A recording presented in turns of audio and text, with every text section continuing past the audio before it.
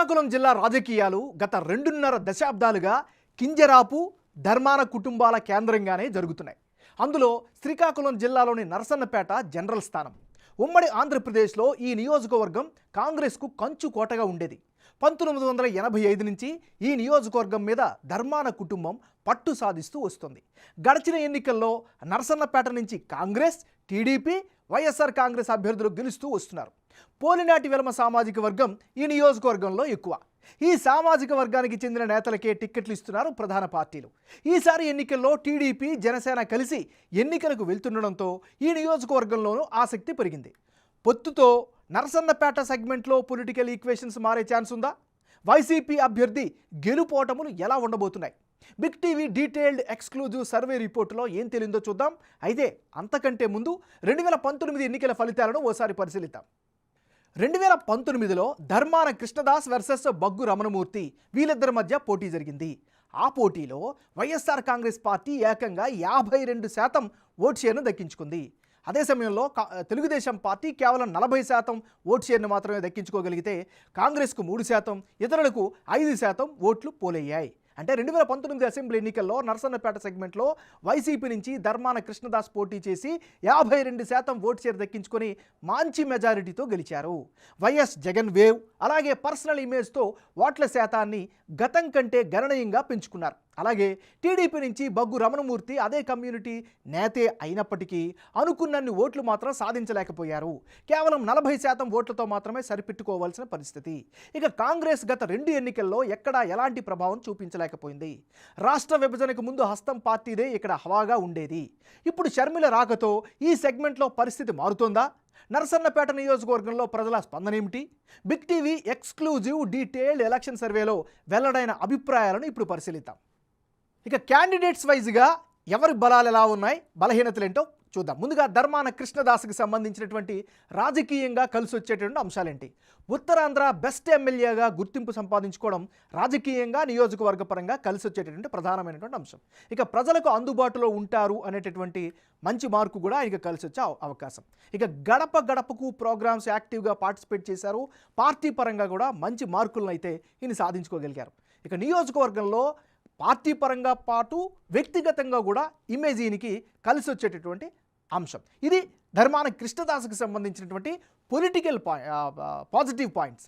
ఇప్పుడు ధర్మాన కృష్ణదాస్కి మైనస్ అయ్యే అవకాశం ఉండే అంశాలేంటో పరిశీలిస్తే, విద్యుత్ బిల్లుల భారంపై జనంలో ముఖ్యంగా నియోజకవర్గంలో బాగా అసంతృప్తి కనిపిస్తుంది. ఇది నెగిటివ్ అయ్యే అవకాశం ఉంది. ఇక నిత్యావసరాల ధరాభారం కూడా ఆయనకి ప్రధానంగా ఒక చిక్కులు తెచ్చే అవకాశం ఉంది. ఇక ఇంటింటికి నల్లా పథకం కూడా ఆలస్యం అవడం కూడా మరో మైనస్ పాయింట్. ఇక సర్వకోటలో ప్రభుత్వ ఆసుపత్రి నిర్మాణం కాకపోవడం, కంప్లీట్ చేయలేకపోవడం కూడా ప్రధానమైనటువంటి మైనస్గా చెప్పుకోవచ్చు. ఇది దీనికి సంబంధించినటువంటి ప్లస్లు, మైనస్లు. సంబంధించి నెగిటివ్ అయ్యే అవకాశాలు ఉండే పాయింట్స్ ఏంటో పరిశీలిస్తే, ముందుగా విద్యుత్ బిల్లుల భారంపై జనంలో అసంతృప్తి అయితే బలంగా కనిపిస్తుంది. ఇది మైనస్ అయ్యే అవకాశం ఉంది. ఇక నిత్యావసరాల ధరాభారం కూడా పెరగడం దీనికి ప్రధానమైనటువంటి అడ్డంగా చెప్పుకోవచ్చు. ఇక ఇంటింటికి నల్లా పథకం ఆలస్యం అవడం కూడా మరో మైనస్. ఇక సార్వకోటలో ప్రభుత్వ ఆసుపత్రి నిర్మాణం చేయలేకపోవడం కూడా ఈయనకి నెగిటివ్ అయ్యే అవకాశాలు కనిపిస్తున్నాయి. ఇది ఈయనకి సంబంధించినంత వరకు ఉండే పాజిటివ్స్, నెగిటివ్స్. తెలుగుదేశం పార్టీ తరపు నుంచి ఈ నియోజకవర్గం నుంచి బరిలో దిగుతున్నటువంటి నాయకుడు బగ్గు రమణమూర్తి. మరి ఆయనకి సంబంధించినటువంటి ప్లస్లు ఏంటి, మైనస్లు ఏంటి? ముందుగా ప్లస్లు కనుక గమనిస్తే, తెలుగుదేశం పార్టీ, జనసేన వేవ్ కలిసి వస్తుంది అనేటటువంటి ఒక పాజిటివ్ ఫ్యాక్టర్ కనిపిస్తుంది. ఇక ఉత్తరాంధ్రపై తెలుగుదేశం పార్టీ ఫోకస్ పెంచడం కూడా ఈయనకి వ్యక్తిగతంగా కలిసి వచ్చే అంశం. ఇక క్యాంపైన్పై ఫోకస్ కూడా ఆయన పెంచారు. ఇది కూడా ఆయనకి కలిసి వచ్చేటటువంటి అంశం. ఇది రమణమూర్తికి సంబంధించినటువంటి అనుకూల అంశాలు. ఇక మైనస్ పాయింట్స్ ఏంటో కనుక పరిశీలిస్తే, గ్రౌండ్ లెవెల్లో ఇంకా దూకుడు పెంచాల్సినటువంటి అవసరం అయితే కనిపిస్తోంది. మరోవైపు సొంత సామాజిక వర్గంలో ఎక్కువ మందిని ఆకట్టుకోలేకపోతున్నారు అనేటటువంటి ఒక అపవాదు కూడా ఈయన పట్ల కనిపిస్తోంది. ఇది ప్లస్లు, మైనస్లు. ఇక ఈ నియోజకవర్గానికి సంబంధించినటువంటి కులాల వారీగా ఉండేటటువంటి ఓటర్లు ఎంతమంది ఉన్నారు, వాళ్ళ ప్రభావం ఏంటో ఒకసారి కనుక పరిశీలిస్తే, ఈ నియోజకవర్గంలో పోలినాట వెలమ కమ్యూనిటీ 34% మంది ఉన్నారు. ఇక కాలింగులు 15%, కాపులు 13% ఉంటే ఎస్సీలు 9% మంది, ఎస్టీలు 5% ఓటర్లుగా ఇక్కడ కనిపిస్తున్నారు. అంటే నరసన్నపేటలో అభ్యర్థులు పార్టీల వారీగా వివిధ సామాజిక వర్గాల అభిప్రాయం ఎలా ఉంది, బిగ్ టీవీ సర్వేలో వాళ్ళు చెప్పిన అభిప్రాయాలు ఎలా ఉన్నాయో ఓసారి కనుక పరిశీలిస్తే ఇక్కడ పోలినాటి వెలమ కమ్యూనిటీ బలంగా కనుంది. ఈ సామాజిక వర్గం నేతలకే తెలుగుదేశం పార్టీ అయినా వైసీపీ అయినా టిక్కెట్లు ఇస్తూ వస్తున్నాయి. ఇప్పటికిప్పుడు కనుక ఎన్నికలు జరిగితే పోలినాటి వెలమ వర్గానికి చెందిన వారిలో 50% మంది వైసీపీకి సపోర్టుగా ఇస్తామని చెబుతున్నారు. అదే సమయంలో తెలుగుదేశం పార్టీకి 40% మంది, జనసేనకు 10% మంది మద్దతు ప్రకటిస్తున్నట్లుగా సర్వేలో తమ అభిప్రాయంగా చెప్పారు.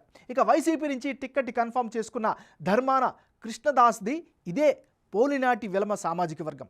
జగన్ ప్రభుత్వం డిప్యూటీ సీఎంగా రెవెన్యూ మంత్రిగా కొనసాగుతున్నారు. బగ్గు రమణమూర్తిది ఇదే కమ్యూనిటీ అయినప్పటికీ వారి ఓట్లను రాబట్టుకోవడంలో వెనుకబడి ఉన్నట్లుగా కనిపిస్తోంది. ఇక కాళింగ సామాజిక వర్గానికి చెందిన వారిలో 50% మంది వైసీపీకి, 40% మంది టీడీపీకి, 10% జనసేనకు సపోర్టుగా ఉంటామని చెబుతున్నారు. అటు కాపుల్లో కూడా 40% మంది వైసీపీకి, 55% తెలుగుదేశం పార్టీకి, 5% జనసేనకు మద్దతుగా ఉంటామని సర్వేలో అయితే వారి యొక్క అభిప్రాయంగా చెప్పారు. ఎస్సీస్ కమ్యూనిటీ పరంగా చూస్తే 55% మంది వైసీపీకి, 35% మంది తెలుగుదేశం పార్టీకి, 10% మంది వైసీపీకి మద్దతు పలుకుతున్నట్లుగా తెలుస్తోంది ఈ సర్వే ఆధారంగా. అటు ఎస్టీల్లో 60% జగన్ పార్టీకి, 35% తెలుగుదేశం పార్టీకి, 5% జనసేనకు అండగా ఉంటామని చెబుతున్నటువంటి పరిస్థితి. ఇది ఈ నియోజకవర్గానికి సంబంధించినటువంటి క్యాస్ట్ పాలిటిక్స్. రానున్న ఎన్నికల్లో ఎవరెవరు పోటీలు ఉంటే ఫలితాలు ఏ విధంగా వచ్చే అవకాశం ఉందో పరిశీలిద్దాం. ముందుగా ధర్మాన కృష్ణదాస్ వర్సెస్ బగ్గు రమణమూర్తి. వీళ్ళిద్దరి మధ్య కనుక పోటీ జరిగితే అప్పుడు వైసీపీకి 49% ఓటు షేర్ దక్కే అవకాశం కనిపిస్తోంది. అదే సమయంలో తెలుగుదేశం పార్టీ ప్లస్ జనసేన కలిసి ఈ నియోజకవర్గంలో పోటీ చేసిన 44% ఓటు షేర్ దక్కే అవకాశాలు మాత్రమే కనిపిస్తోంది. ఇతరులు 7% ఓట్లు దక్కించుకునే అవకాశం కనిపిస్తోంది. అంటే యాజ్ ఆఫ్ టుడే ఇప్పటికిప్పుడు కనుక ఎన్నికలు జరిగితే ఈ నియోజకవర్గంలో వైసీపీ అభ్యర్థి ధర్మాన కృష్ణదాస్కే గెలుపు అవకాశాలు ఎక్కువగా ఉన్నట్లు బిగ్ టీవీ సర్వేలో తేలింది. ధర్మాన కృష్ణదాస్కు 49% ఓటు షేర్ దక్కే అవకాశాలు కనిపిస్తున్నాయి. అదే సమయంలో తెలుగుదేశం పార్టీ నుంచి బగ్గు రమణమూర్తి బరిలో ఉంటే 44% ఓట్లు సాధించే ఛాన్సెస్ ఉన్నాయి. నరసన్నపేట నియోజకవర్గంలో జనసేన ఎలాంటి ఇన్ఛార్జ్ను నియమించలేదు. సో ఇక్కడ జనసేన సపోర్టు తెలుగుదేశం పార్టీకి ఇవ్వడం ఖాయంగా కనిపిస్తోంది.